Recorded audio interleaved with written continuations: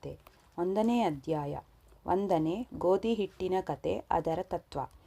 ಪೂರ್ವ ಸಂಪ್ರದಾಯಕ್ಕನುಸಾರವಾಗಿ ಶ್ರೀ ಹೇಮಾಡ ಪಂತರು ಶ್ರೀ ಸಾಯಿ ಸಚ್ಚರಿತೆಯನ್ನು ಅನೇಕ ವಿಧವಾದ ವಂದನೆಗಳಿಂದ ಆರಂಭಿಸಿರುತ್ತಾರೆ.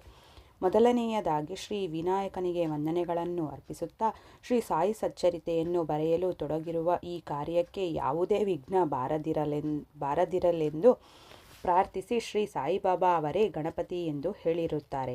ನಂತರ ಈ ಕೃತಿಯನ್ನು ರಚಿಸಲು ಸಾಕಷ್ಟು ಹುಮ್ಮಸ್ಸನ್ನು ನೀಡುವಂತೆ ಶ್ರೀ ಸರಸ್ವತಿ ಮಾತೆಯನ್ನು ಪ್ರಾರ್ಥಿಸಿ ಶ್ರೀ ಸಾಯಿಬಾಬಾ ಅವರು ಶ್ರೀ ಸರಸ್ವತಿಯಲ್ಲಿ ಐಕ್ಯರಾಗಿ ತಾವೇ ಸ್ವತಃ ತಮ್ಮ ಜೀವನ ಚರಿತ್ರೆಯನ್ನು ಹಾಡುತ್ತಿದ್ದಾರೆ ಎಂದು ಹೇಳಿರುತ್ತಾರೆ.